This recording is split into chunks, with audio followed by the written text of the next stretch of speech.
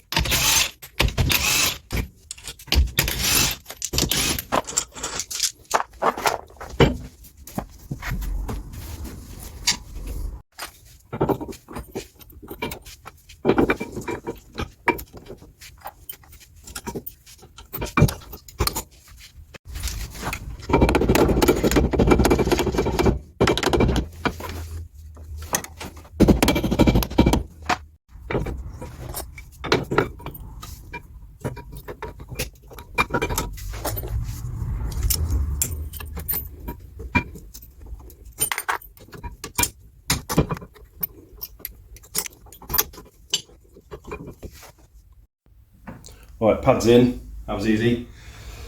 As expected really, it's all brand new. Right, now we're on to sticking some fluid in. So, RBF 660, that's what I went for. I've got 1 litre, so obviously it's completely empty at the moment. Brand new lines, brand new master cylinder, brand new tank. So yeah, it's sort of fresh and as clean as it's going to be. I think the process is pretty straightforward with this. Just fill it with fluid. Obviously I'll stick my full litre in there.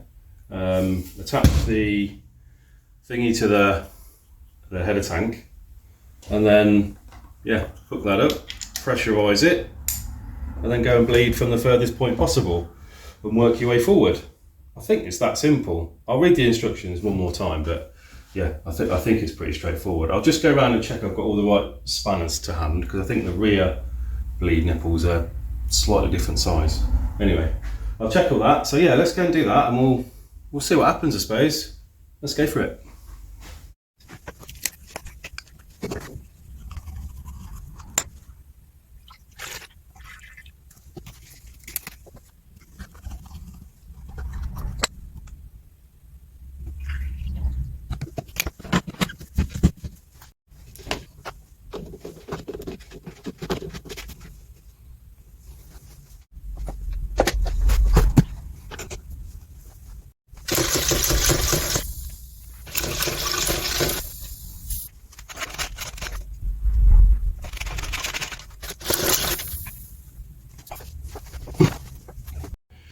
Right, slight hiccup then. So first, I forgot to put the seal in there. Doesn't actually come with a seal fitted, which is crazy. So it leaked from there, so I've sorted that out. Then the gauge is leaking, so that didn't help, but I fixed that, I think. The biggest problem though, you'll notice the cloth underneath here, is that the link pipes are leaking. You just saw that drip there, I think it's this side. Obviously they're reused, they were old, so I'm probably going to have to either make new ones or replace them. I'll see if I can buy a replacement online, but yeah, it's doing it both sides, which is not great, so not a good start. Well, I just pulled the link pipe off. To be honest, it looks alright. I don't see any real problem with the end of these, but yeah, anyway, I'll make a new one, might as well. I got some pipe left over from when I did my own brake lines before, and I've got a whole bunch of fittings, so just a case of bending up a bit of pipe and sticking the right unions on. Should be pretty easy, I think. The only problem is the pipe ends there are quite tight to the bend, so kind of hoping that maybe, yeah, I mean, as long as they clear the wheel, it's all that matters. It doesn't have to be exactly the same. So anyway, that's the plan. Just make a new one. Right, made new link pipes. All in there, a little bit longer than the originals, but I'm guessing that's because the originals were obviously like made in a factory, the same every time. Couldn't quite get the angles with the fitting on to bring them closer. But I've popped a wheel on and there's plenty of clearance, so ultimately I don't think it's going to matter. So let's have another go at bleeding. Right, so a little attempt at a bleed off camera, and yeah, still not great. Disconnected this just to drain it for now, but still just weeping from these. They're not ideal. Obviously the brand new fittings, you know, I've put a brand new compressed little end on it, whatever you call it, flared on it, but whether the flare is maybe not quite exactly the same as the original, yeah, potentially that's obviously not helping. So I think what I'm going to do is I'm going to buy a couple of little 90-degree bends with obviously got a proper nicely manufactured flare on it, and then I'll just put a little bit of yeah, what do you call it, the braided hose on it. I think I'll do that, and then that should hopefully overcome any leaky problems, because all the other joints I've got so far, they're all really good. Obviously where I've joined hoses and stuff like here, they're all really good. And also I think this bleeding machine that I've got, yeah, I mean, this bit's all good, but whenever you put it upon the cap here, it weeps out. So you're just losing fluid. It weeps out all around the edges, even though it's got a seal in it. It's just not great. I'm not happy with it. So I'm probably going to bin that off and do it the traditional way, and yeah, have a second person involved. Anyway, we'll probably come back to this in a bit. I need to order some bits, so let's get on with the next thing. Well, ignore what I just said. We're not going to come back to this in a bit. We're going to carry on with it now. Well, I say carry on with it. I've done it off camera. I spent maybe 3 days trying to figure out what was going on with this. And in the end, what I've done is to go back to the original link pipes on both sides. I gave them a really good clean up, wire wheeled them all and everything like that. Took the calipers off, cleaned the convex face on the inside, so essentially the sealing face of the pipe. Cleaned all of those up. Yes, I sorted that out, and then I also changed these banjos on here just in case they were leaking, put some 90s in, took the banjos off, took all of this off, took it all apart, made sure everything was okay. It's absolutely fine, no issues whatsoever. And then just did a manual bleed, so I binned off the pressure thingy, which was just terrible, and just did a manual bleed, sat the wife in the car, she was delighted, and just did the up and down method with me cracking all the valves open one by one, and that seems to have worked. We've got a nice solid brake, pretty happy with that. Yeah, so the system's essentially bled now, so just need to keep an eye on the pipes just to make sure they're not going to leak. I mean, obviously it's not under any pressure at the moment, so it's very unlikely, but obviously when the car starts moving, I start using the brakes, it'll be something I'm checking quite regularly. So anyway, that is brakes sorted, I think. That's one of the first fluids in the car. It was an absolute nightmare. Let's hope they get better. But that's done. So next thing is to have a look at the exhaust, which has come back from ceramic coating. So let's do that, shall we? Right, on to the next thing. Time to unwrap the dog leg, which is the exhaust. It's been away for ceramic coating. I'll put a link in the description. I always forget to do that, even though when I say I do. So let's have a look at it, shall we?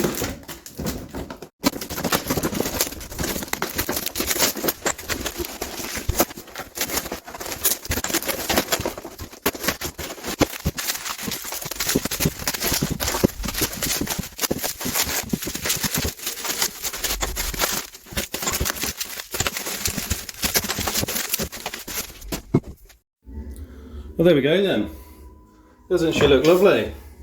So this was done by Advanced Coatings. Excellent service. That was back within a week. Jobs are good. Now, I am going to admit this. I did mess up a little bit, and I only just realised as I've unpacked it and obviously having a good look at what I've done, and I'd missed a weld just off the screamer here. So I've been and done that. I had to obviously take back the ceramic as much as I dared. So, but yeah, you know, it's a shame. It is what it is. I'm certainly not going to send it away and have it redone. And obviously we're going to wrap it, so it's not really going to matter. Right, so process now then is to get this wrap. I'm going to put it in some water just to soak it, and obviously that is so all those fibres are not going all over me and in my eyes and all on my arms, and I'll be feeling it for a week. So we'll do that, let it soak in there, then we'll get this wrapped. I've got a load of the metal cable ties. I've got one of the metal cable tie cutters and tensioners. Now these tools are absolutely brilliant. If you've ever dealt with metal cable ties before and you can't get them tight enough, you can't cut them afterwards, you know, once you want to get rid of the excess, buy one of these. Essentially you put the cable tie in here, tension it up as far as you want, and then you just pull the lever and it cuts it. It's so good. I'll show you how that works in a second properly, but for now let's get this soaking in here.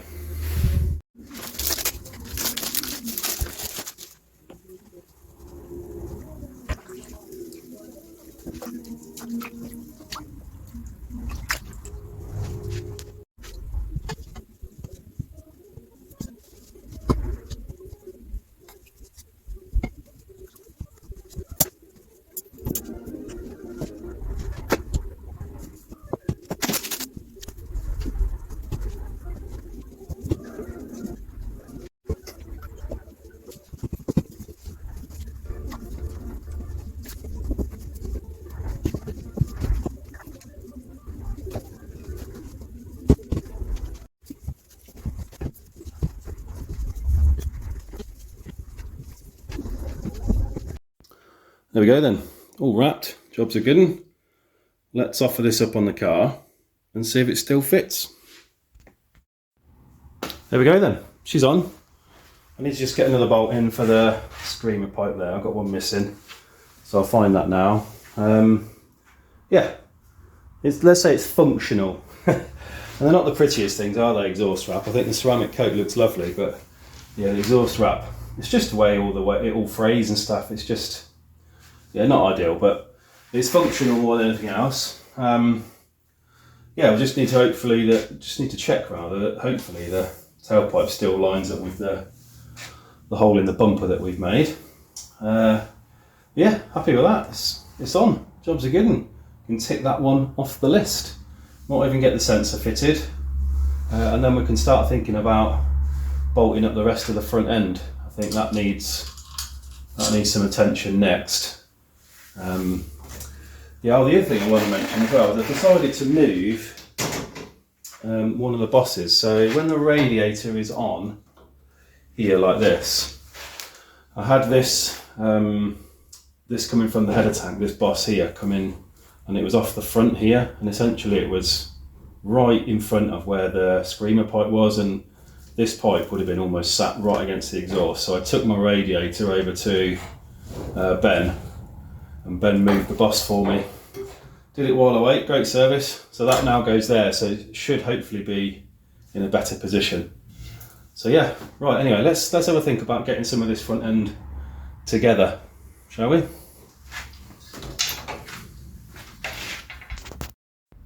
Well, one quick job before we start building up some of the front end. When I drilled this particular hole, I didn't quite do the best job in this bit here. I don't know if you'll be able to see. If I zoom in, there we go. You can just see there's a little peak in this part of the hole here. Essentially, there used to be like an oval stamped hole here, and obviously I've cut into that. And there's a little peak here that just is cutting into the silicone boost pipe. Now, luckily I've got a spare one, so I can use that, but I've noticed that, yeah, just there, it's just starting to bite into it. So I need to just trim that off. It's one of the jobs on the list that I knew that needed doing. So I've got my airline ready to go. So let's trim that back first.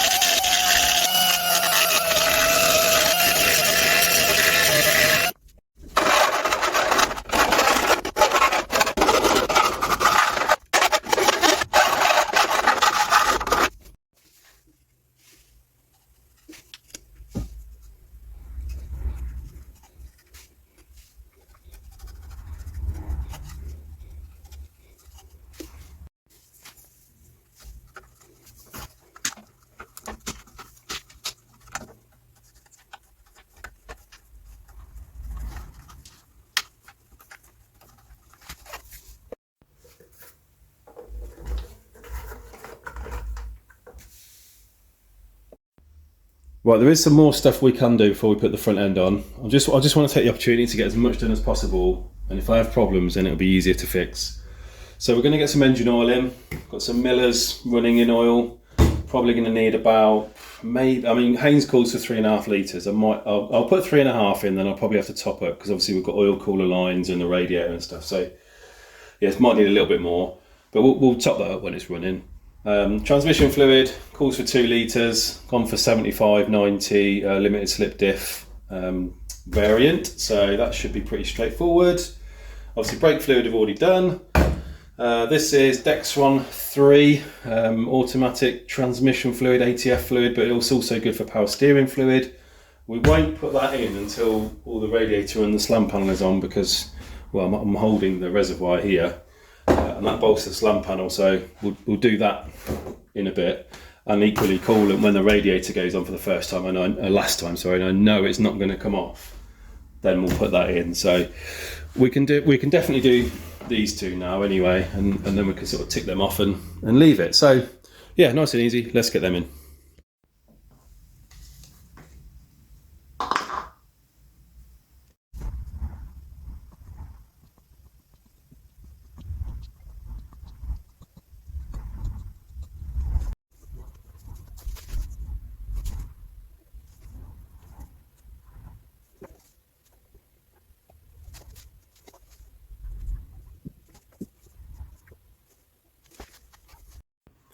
Right, we're going to call it a day on this particular episode.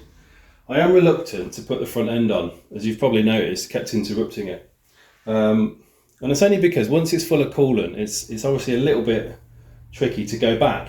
Engine oil and gearbox oil, once they're in, they're in. As long as it's not leaking, we're going to keep an eye on that now. All so far so good. But obviously with the coolant, it's kind of, the radiator might have to come off maybe a couple more times, so I'm just reluctant to do it until the last possible moment. So And also I still need to refurb the slam panel, so I'm going to do that next. Essentially it just needs to go away, be blasted and repainted. It's dead easy. And then I think once that's back, yeah, I think at that point then we'll get it on. So yeah, and then we need to start thinking about ECU and wiring harness. So the vigilant among you will have probably noticed many a time that my vehicle harness ends here and essentially goes to nothing, and there's no ECU on the car yet. So yeah, we'll cross that bridge as well, potentially in the next episode. Yeah, we're very, very close now to turning the key for the first time. So yeah, we'll see. So anyway, thanks for watching as always. If you haven't already, hit the subscribe button, and yeah, we'll see you in the next one, episode 50.